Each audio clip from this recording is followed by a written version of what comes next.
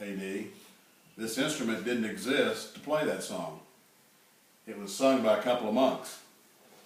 1,000 years later, the pianoforte was built. The piano changed the scope of how music would be written from then on. So the technology changed music then. I find that schools are kind of in that same situation with technology now. We're on the cusp of technology making significant changes to education. You know, presently we get a digital textbook that can be updated yearly. The textbooks can include very current assessments. The assessments can be adjusted to the student. As a matter of fact, pathways can be created for individual learning, and technology can be used to customize learning, not only give relevant information to the students, but provide tools for them to measure learning and to make adjustment in their learning paths. It's been difficult to tie into that kind of technology in our public schools.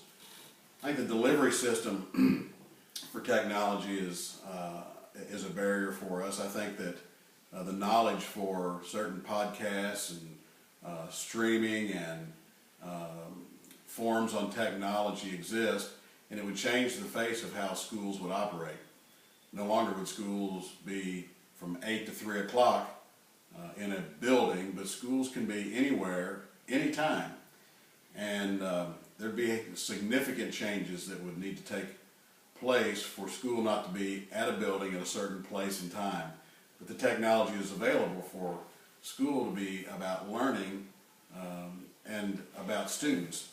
So I think we're on a cusp of trying to make a change in how that technology is going to change education. And I think the infrastructure that we presently have, we're kind of in a pathway to get there.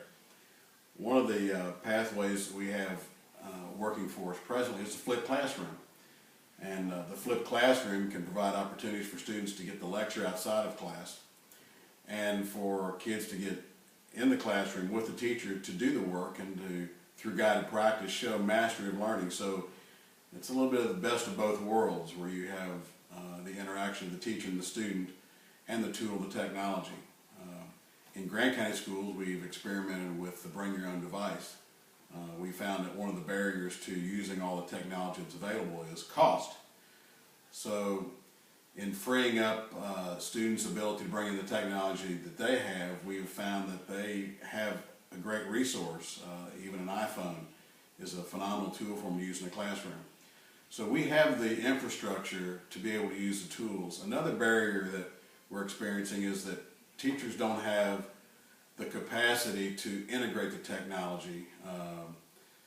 Even some of the younger teachers tend to stick to more of a traditional model of face-to-face instruction. So I think that when we're able to harness this technology, it'll change the face of how learning is defined in the next generation of learners.